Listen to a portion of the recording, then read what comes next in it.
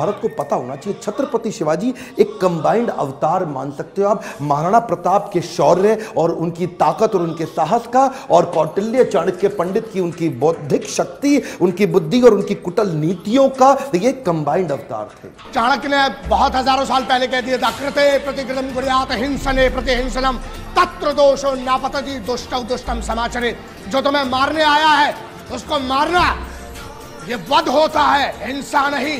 अपना बचाव करना दुनिया का सर्वश्रेष्ठ धर्म है। और अगर आप पर कोई प्रहार हो रहा है, आप पर यदि हमला होता है, ये आपका मौलिक अधिकार है, ये आपका अधिकार है कि आपको मारना है। मैं वहां का तानाशाह आदिल शाह, जो उस समय तक शिवाजी से बहुत तंग आ चुका था, बहुत परेशान हो चुका था, इन्होंने अपने सबसे बड़े सेनापति, सबसे चीफ जनरल अफजल खान को भेजा। उनसे 2.5 गुना लंबा चौड़ा अफजल खान आकर के गले मिलने लगा शिवाजी से। अब छोटे से शिवाजी और पीछे से खंजर निकाल करके पीठ में घुसा दिया। एक ऐसी लोहे की उन्होंने बुलेट जैकेट पहनी होती, पावरफुल, उन्होंने ऐसी जैकेट टीम के अंदर बना रखी थी जिससे कितने भी खंजर डालो अंदर घुसे नहीं, लेकिन दिखाई नहीं पड़ता था। वो जानते थे कि ऐसा हो सकता है, ईमानदारी पूरी रखते। हाथ पीछे से खींचा और उनका सिंह नख बाहर निकल आया। और वो जो सिंह नख नाम का उनका जो चाकू होता है ना, वो चाकू शेर के पंजे जैसा इतना सॉलिड कि उसको घुसाया पेट में। अफजल खान का किडनी वहां से बाहर निकाल दी फाड़ दी। और यहां रुके नहीं, इसको मारते ही अब इसकी सेना का पूरा मनोबल तोड़ दिया, उनकी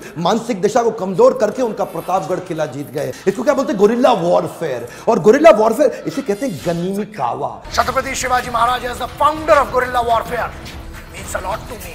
एंड याद रखिए, ये वो छत्रपति शिवाजी है जिसके बारे में लगभग 32 देशों में गुरिल्ला वॉरफेयर सिस्टम पढ़ाया जाता है। विडंबना ये है कि भारत में उतना महत्व नहीं मिलता। कोई बात नहीं, हम जैसे पागल लगे हुए हैं, और एक दिन ऐसे योद्धाओं को इस राष्ट्र का हर बच्चा सम्मान करेगा और इज्जत करना ही पड़ेगी। 18 दिन के अंदर अगला किला पनहल का, फोर्ट ऑफ पनहल, उसको भी कैप्चर कर लिया। अच्छा, एक हारने का उदाहरण भी देखिए। मिर्जा राजा जयसिंह उस समय हुआ करते थे। एक दफा मिर्जा राजा जयसिंह ने इनको एक युद्ध में हराया और इनसे पुरंदर की ट्रीटी साइन करा ली। पुरंदर की ट्रीटी साइन कराते वक्त इनके 23 किले इनसे छीन लिए गए और 23 किले अब इनके हाथ से निकल गए। वो उनके लिए हार थी, हाँ हार थी, लेकिन हारने के बाद भी नहीं रुकते।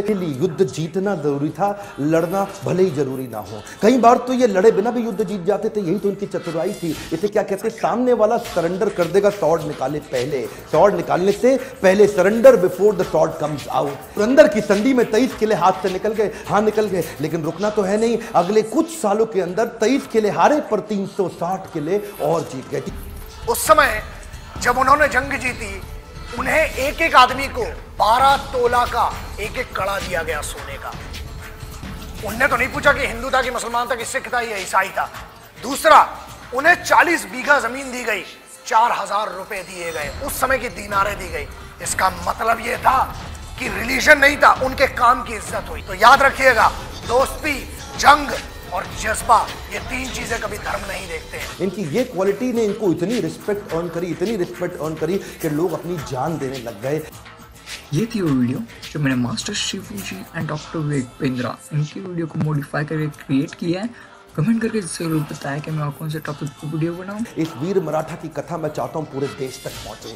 आज अगर आपने थोड़ा सा भी, आप में इच्छा है कि हमारे देश के इस इतिहास को कोई भूल ना जाए, इसको व्हाट्सएप पे फैला दीजिए। हर मराठा की जिम्मेदारी है कि इसको देश तक पहुंचाएं और लोगों को पता चले वीर छत्रपति शिवाजी के विषय में।